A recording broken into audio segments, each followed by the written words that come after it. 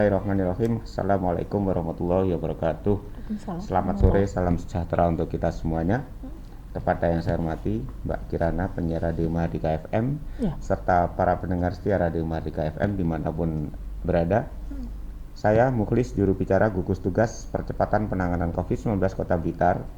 Pada kesempatan siang sore hari ini menyampaikan laporan harian perkembangan COVID-19 Kota Blitar hari Kamis tanggal 23 Juli 2020 sampai dengan pukul 12.00 WIB, yaitu sebagai berikut. 1. Jumlah kumulatif orang dalam risiko atau ODR adalah 3.099 orang atau bertambah 3 orang.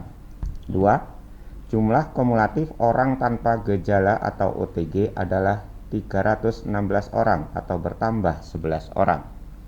3. Jumlah kumulatif OTG dalam proses pemantauan adalah 25 orang atau berkurang 15 orang. 4. Jumlah kumulatif OTG yang selesai dipantau 14 hari adalah 268 orang atau bertambah 23 orang. 5. Jumlah kumulatif orang dalam pemantauan atau ODP adalah 220 orang atau tetap. 6. Jumlah kumulatif ODP yang selesai dipantau 14 hari adalah 217 orang atau tetap. 7. Jumlah kumulatif ODP dalam proses pemantauan adalah 1 orang atau tetap. 8. Jumlah kumulatif ODP meninggal dunia adalah 2 orang atau tetap. 9. Jumlah kumulatif pasien dalam pengawasan atau PDP adalah 12 orang atau tetap. 10.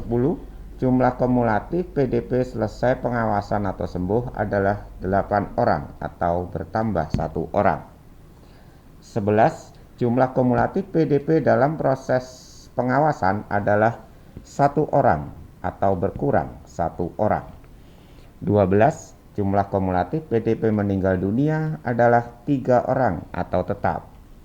13. Jumlah kumulatif kasus konfirmasi positif COVID-19 adalah 33 orang atau bertambah 3 orang. 14. Jumlah kumulatif kasus konfirmasi proses perawatan adalah 18 orang atau bertambah 3 orang. 15. Jumlah kumulatif kasus konfirmasi sembuh adalah 13 orang atau tetap. Dan 16. Jumlah kumulatif kasus konfirmasi meninggal dunia adalah 2 orang atau tetap. Iya. Selanjutnya adalah penjelasan perkembangan kasus COVID-19. Ada kasus konfirmasi positif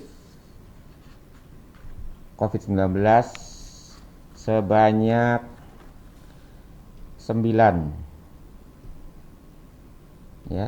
item. Kemudian kasus pasien dalam pengawasan, ada informasi terbaru 1 informasi. Kemudian kasus OTG orang tanpa gejala, ada 4 informasi baru. Oke. Selanjutnya akan saya bacakan beberapa penjelasan. Yang pertama adalah tentang kasus konfirmasi COVID-19 di Kota Blitar. Penjelasan kasus konfirmasi positif. Yang pertama, sebanyak 2 orang pindahan dari orang tanpa gejala yang merupakan kontak erat dari kasus konfirmasi Kelurahan Karangtengah, yaitu seorang perempuan berusia 40 tahun. Pada tanggal 22 Juli kemarin, hasil PCR-nya pemeriksaan virus corona positif dengan rincian seorang laki-laki berumur 38 tahun dan seorang perempuan berumur 47 tahun. Saat ini yang bersangkutan tidak ada keluhan dan melakukan isolasi mandiri di rumah. Kasus konfirmasi positif COVID-19 yang kedua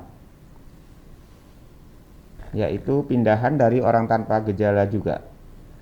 Seorang laki-laki berumur 24 tahun yang merupakan kontak erat dari kasus konfirmasi di Kelurahan Gedok pada tanggal 22 Juli kemarin.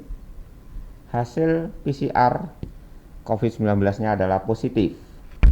Saat ini yang bersangkutan tidak ada keluhan dan melaksanakan isolasi mandiri di rumah. Yang ketiga adalah pindahan dari kasus orang tanpa gejala juga. Iya. Ini kasus pada tanggal 9 Juli yang lalu. Sebanyak 4 orang yang merupakan kontak erat dari kasus konfirmasi di Kelurahan Karangtengah, yaitu seorang perempuan berusia 40 tahun. Pada tanggal 21 Juli yang lalu, 1 orang keluar dari rumah sakit dalam keadaan sembuh. Dan 3 orang masih proses isolasi.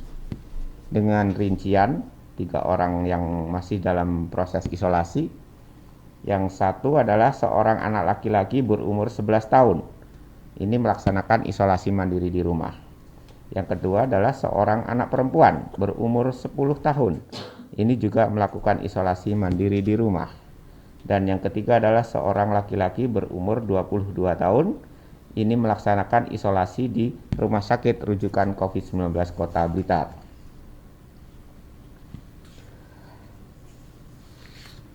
Penjelasan konfirmasi positif COVID-19 dari OTG juga, yaitu seorang laki-laki berusia 33 tahun dari Kelurahan Bendogeret. Pada tanggal 18 Juli yang lalu, hasil PCR-nya COVID-19 positif. Saat ini yang bersangkutan tidak ada keluhan dan melaksanakan isolasi mandiri di rumah. Ini adalah kasus tanggal 9 Juli yang lalu. Iya. Yang kelima adalah pindahan dari OTG juga. Sebanyak 6 orang OTG yang merupakan kontak erat dari kasus konfirmasi di Kelurahan Rembang, yaitu penularan dari 2 anak perempuan berusia 9 tahun Rembang. 6 orang konfirmasi positif tersebut, 6 orang OTG tersebut pada tanggal 18 Juli yang lalu hasil pemeriksaan PCR-nya adalah positif COVID-19 sehingga menjadi konfirmasi. Dengan rincian 6 orang itu adalah 1. Seorang laki-laki berumur 59 tahun. Ini melaksanakan isolasi di Rumah Sakit Rujukan. 2. Seorang laki-laki berumur 46 tahun melaksanakan isolasi di Rumah Sakit Rujukan. Ketiga, seorang laki-laki berumur 20 tahun melaksanakan isolasi mandiri di rumah. Keempat, seorang laki-laki berumur 19 tahun melaksanakan isolasi di Rumah Sakit Rujukan. Kelima, seorang laki-laki berumur 18 tahun melaksanakan isolasi di Rumah Sakit Rujukan. Dan yang keenam adalah seorang laki-laki berumur 15 tahun melaksanakan isolasi mandiri di rumah.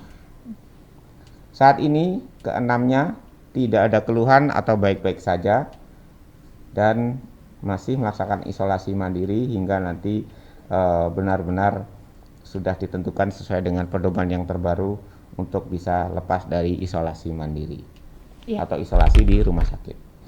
Yang keenam, juga pindahan dari kasus OTG atau orang tanpa gejala. 2 anak perempuan berusia 9 tahun dari Kelurahan Rembang yang merupakan kontak erat dari kasus konfirmasi di Kelurahan Rembang. Saat ini yang bersangkutan tidak ada keluhan atau baik-baik saja dan masih melaksanakan isolasi mandiri di rumah. Ini kasus pada tanggal 8 Juli yang lalu. Iya. Kemudian yang ketujuh adalah seorang perempuan berumur 45 tahun dari Kelurahan Rembang, merupakan tenaga kesehatan di salah satu rumah sakit Blitar. Saat ini yang bersangkutan tidak ada keluhan atau baik-baik saja dan masih melaksanakan isolasi mandiri di rumah bersama putrinya.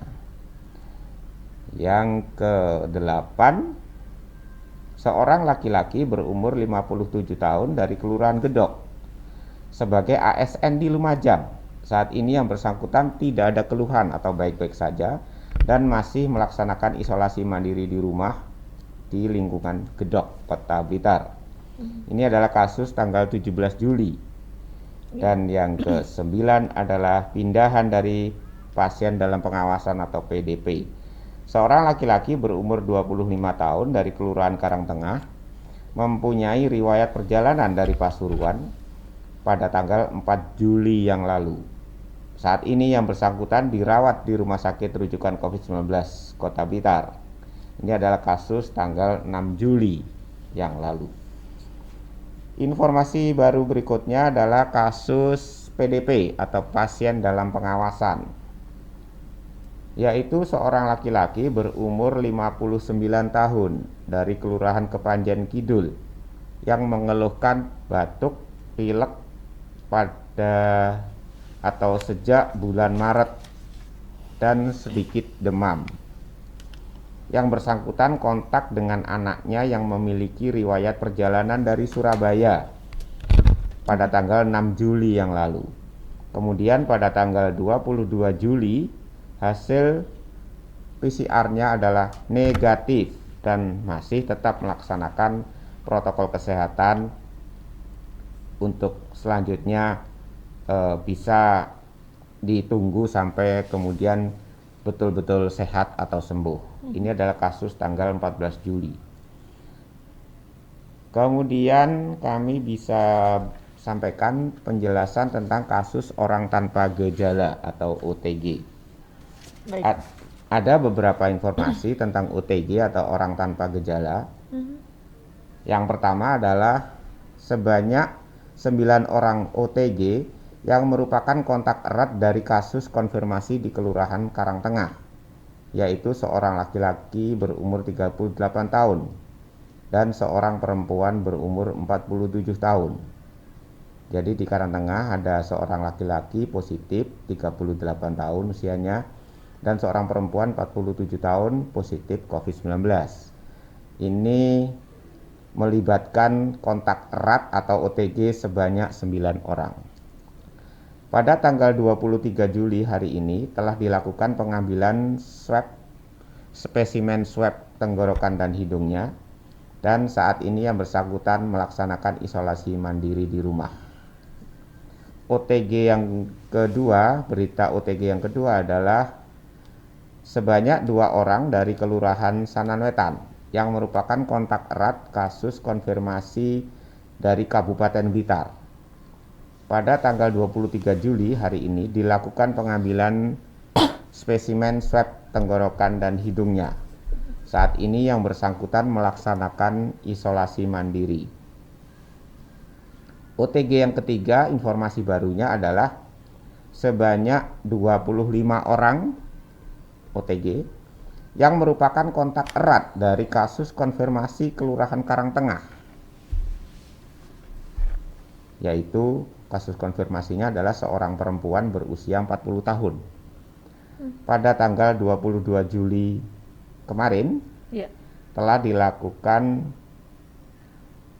telah keluar hasil PCR-nya dari laboratorium di Surabaya dengan rincian sebagai berikut. Dari 25 orang tersebut, 15 orang tenaga kesehatan hasil PCR-nya adalah semuanya negatif. Alhamdulillah. 10 orang tetangganya hasil PCR-nya adalah positif 2 orang dan 8 orang negatif. Alhamdulillah, berarti yang positif 2 orang. Tetangga dari seorang ibu berusia 40 tahun. Iya, dari Karangtengah ya, Dok? Iya. Saat ini yang hasil PCR-nya negatif yaitu 15 orang tenaga kesehatan dan 8 orang tetangga yang bersangkutan tetap melaksanakan protokol kesehatan. Ini adalah kasus tanggal 17 Juli yang lalu. OTG yang keempat adalah sebanyak 4 orang yang merupakan kontak erat dari kasus konfirmasi di Kelurahan Gedok. Pada tanggal 22 Juli kemarin, hasil PCR-nya adalah 1 orang positif. Ya, 1 orang positif konfirmasi COVID-19 dan 3 orang negatif. Ya, 3 orang negatif. Hari ini tanggal 23 Juli, ketiga orang yang negatif, ketiga orang yang hasil PCR-nya negatif telah dilaksanakan pengambilan spesimen swab tenggorokannya kembali atau ulang. Ini adalah kasus tanggal 17 Juli yang lalu.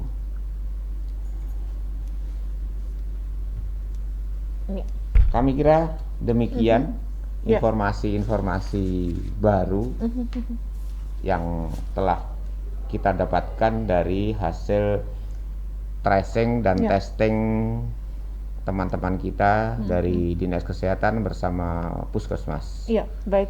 Terima kasih dokter ya. Memang ini sebenarnya bukan yang kita harapkan, tapi memang kembali lagi memang kenyataannya seperti ini dan memang harus kita hadapi bersama dokter ya, bahwasanya memang kasus konfirmasi kembali bertambah, merupakan pindahan dari OTG menjadi yang konfirmasi berasal dari yang memiliki kontak erat begitu dengan kasus konfirmasi sebelumnya dari Kelurahan Karangtengah ya dokter ya. Ya. Kemudian selanjutnya ada di Kelurahan Gedok seperti itu. Memang Karangtengah dan Kelurahan Rembang kemarin dokter ya, yang memang cukup banyak kita temukan OTG seperti itu. Bahkan ada yang menyebut klaster nih, klaster penularan di Kota Blitar. Ini sebenarnya kita bisa sebut ini klaster atau hanya boleh lokal, saja. dokter? Kalau penderitanya semakin banyak ya bisa disebut klaster. Karena pusatnya ada di situ, kemudian menyebar ke kanan kiri, depan belakang, kanan kiri, depan belakang, lagi dan lagi begitu. Tapi kalau hanya satu terus tidak kemana-mana, sendirian ketemu sendirian, terus segera ketemu dan tidak ada kesempatan menyebar, ya bukan klaster. Oke. Dokter, kemudian bagaimana dengan masyarakat yang kemudian terdorong untuk melakukan yang namanya lokal lockdown kembali di masa new normal saat ini dokter? Ini kita masih perbolehkan atau bagaimana dokter?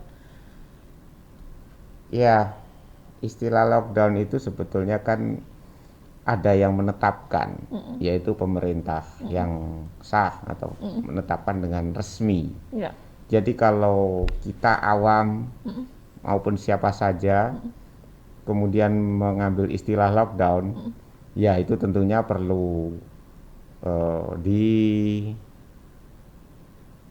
dipikirkan atau diperhatikan atau dibuktikan ya. Ya dilihat, ditinjau lah. Apa alasannya mengatakan lockdown. Jadi sebaiknya tidak mengatakan atau membuat istilah lockdown karena itu akan menimbulkan persepsi yang yang berbeda-beda. Yang perlu digarisbawahi, istilah lockdown kalau itu yang mengesahkan pemerintah berarti suatu sistem. Ya, suatu sistem yang diterapkan dan dilaksanakan dengan prosedur yang ditetapkan. Namun kalau yang menerapkan adalah sekelompok masyarakat, ya masyarakat itu membuat prosedur dengan sendirinya. Namun kan tidak ditetapkan dalam suatu peraturan yang resmi, suatu ya aturan ya yang diresmikan. Maka nanti kalau itu diketahui oleh khalayak yang lain, seolah-olah itu adalah produk dari pemerintah. Benar dokter. Jadi pemerintah Kota Blitar tidak pernah mengesahkan atau mengeluarkan keputusan lockdown, tidak. Ya sudahlah, apa adanya demikian, terjadi proses penularan lokal. Kemudian disikapi dengan ditindaklanjuti dengan pedoman yang diberlakukan dari Kementerian Kesehatan dengan pedoman yang sudah direvisi yang kelima. Kita ikuti pedoman dari Kementerian Kesehatan revisi yang kelima. Ada yang isolasi mandiri di rumah, ada yang isolasi di rumah sakit, dan itu juga dipadu dengan kearifan lokal maupun kebutuhan atau situasi dan kondisi setempat. Ya, jadi yang bersinggungan dengan sosial kemasyarakatan. potensi risiko yang tidak bisa dijamin hasilnya nanti optimal sesuai dengan prosedur ataupun yang diharapkan dalam sistem yang ditetapkan oleh Kementerian Kesehatan. Semisal isolasi mandiri di rumah, sebetulnya bisa orangnya tanpa gejala tapi positif, konfirmasi positif COVID-19, sehat tanpa gejala. Kalau menurut pedoman dari Kementerian Kesehatan yang revisi kelima, dia isolasi mandiri di rumah. Namun dari kearifan lokal dan situasi masyarakat, kepentingan sosial kemasyarakatan, ada kecemasan sehingga terjadi penolakan. Kedua, dari situasi dirinya sendiri dan keluarga. Apakah mereka bisa menjamin dirinya itu tidak ada kontak? Betul-betul isolasi mandiri 24 jam dan terus-menerus. Ya, siapa yang bisa menjamin? Kalau terjadi kontak, terjadilah penularan lokal di situ. Nah, ini apalagi itu anak-anak, apalagi orang tua, ya siapapun lah, itu jaminannya nggak ada. Ketiga, ya persoalan-persoalan lain yang bisa muncul, jadi secara sosial. Akhirnya kita upayakan jalan tengah di mana kita minimalisir hingga jangan sampai terjadi penularan lokal selanjutnya.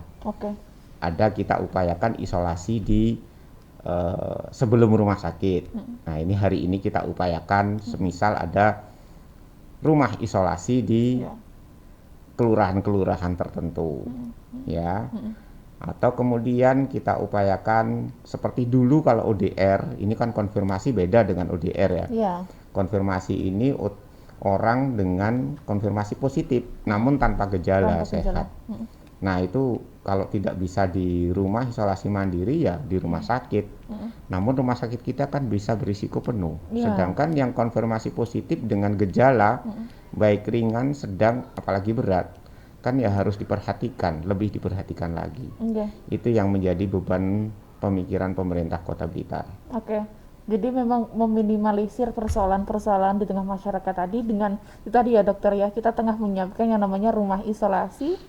Itu nanti untuk pasien konfirmasi dengan yang sifatnya sementara hingga dia betul-betul kalau sesuai pedoman bisa bertahan sehat terus sampai bisa dikeluarkan dari rumah isolasi, kemudian isolasi mandiri di rumah. Sedangkan ketika dia menunjukkan gejala klinis, keluhan misalnya demam, batuk, pilek, apalagi ada sesak, segera dirujuk ke tingkat yang lebih tinggi yaitu rumah sakit rujukan COVID-19. Yang untuk saat dirawat ini, lebih sesuai.